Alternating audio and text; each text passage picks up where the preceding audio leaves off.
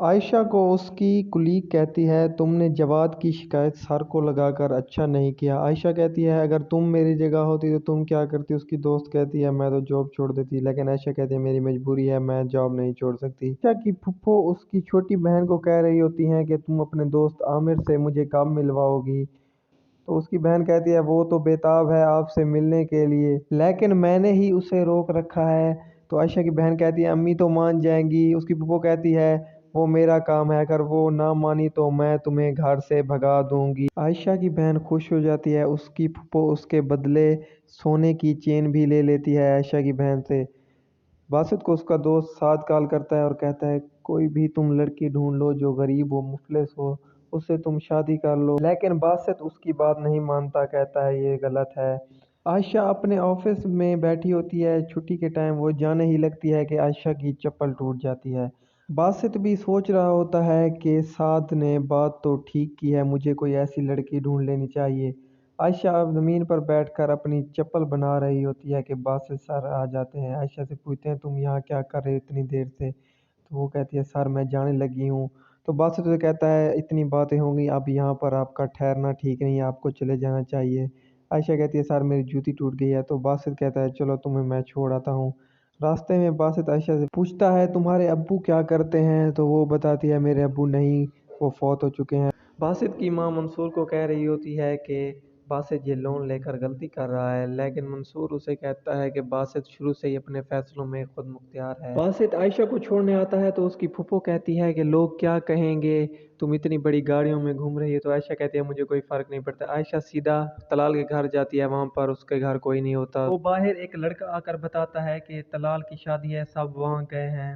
باسط منصور سے کہتا ہے کہ آپ نے انہیں بتا دیا ہے کہ میں لون اٹھا رہا ہوں۔ اس کی ماں کہتی ہے تم یہ لون نہیں اٹھا سکتے۔ عائشہ اپنی ماں کو بتاتی ہے کہ طلال کی شادی ہے، تو عائشہ کی ماں کہتی ہے مجھے پتہ ہے، بانو تو اس کی شادی میں جانے کے لیے تیار بیٹھی ہے۔ عائشہ اپنی ماں کو کہتی ہے اب تو میری جاب لگ گئی ہے، اب بانو کے لیے ہمیں کچھ کرنا چاہیے، ہم چل کر طلال سے معافی مانگ لیتے ہیں، لیکن اس کی ماں کہتی ہے تم دفع ہو جاؤ۔ بانو بھی اپنے کمرے میں سوگ منا رہی ہوتی ہے۔ پاسے سے اس کی ماں آ کر کہتی ہے مجھے تم سے ایک ضروری بات کرنی ہے، تم یہ لون اٹھا کر غلطی کر رہے ہو۔ باسط کہتا ہے سلیمان احمد کا بیٹا ہوں، غلطی تو کروں گا۔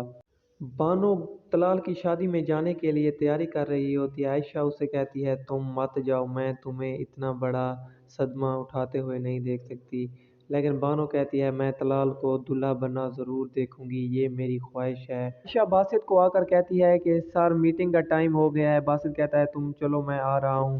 میٹنگ ہو رہی ہوتی ہے، میٹنگ کے دوران ہی باسط کی ماں آ جاتی ہیں، کہتی ہیں سب ٹھیک ہے، نہ تم میری کال اٹھا رہے ہو نہ کوئی جواب دے رہے ہو، اس لیے مجھے جانا پڑا۔ باسط میٹنگ کینسل کر دیتا ہے، اپنی ماں کو کہتا ہے میں نے نہیں کہا تھا آپ کو رشتہ دیکھنے جانے کے لیے۔ تو اس کی ماں کہتی ہے تم اپنی پسند سے شادی کر لو۔ ہی عائشہ آ جاتی ہے تو باسط عائشہ کو دیکھ کر کہتا ہے میں نے نکاح کر لیا ہے اس لڑکی سے، اس کا نام عائشہ ہے۔ تو عائشہ دیکھ کر دنگ رہ جاتی ہے اور وہ وہاں سے فوراً واپس چلی جاتی ہے۔ بانو طلال کی شادی میں جاتی ہے، طلال کو مبارکباد دیتی ہے اور کہتی ہے کہ تم بہت خوبصورت لگ رہے ہو۔ طلال کی ماں بانو کو کہتی ہے کہ اب تم یہاں پر کیا تماشا لگانے آئی ہو؟ بانو کہتی ہے میں کوئی تماشا لگانے نہیں۔ طلال آ کر اپنی ماں کو کہتا ہے کہ امی مجھے 2 منٹ بانو سے بات کرنی ہے۔ طلال بانو کو کہتا ہے کہ تمہیں یہاں پر نہیں آنا چاہیے تھا۔ بانو کہتی ہے کہ میری خواہش تھی تمہیں دلہا بنے دیکھنا، اس لیے یہاں پر چلی آئی۔ باسط آفس میں آ کر پوچھتا ہے کہ عائشہ کہاں ہے؟ تو وہ بتاتے ہیں عائشہ گھر چلی گئی۔ عائشہ بھی بہت زیادہ پریشان ہوتی ہے۔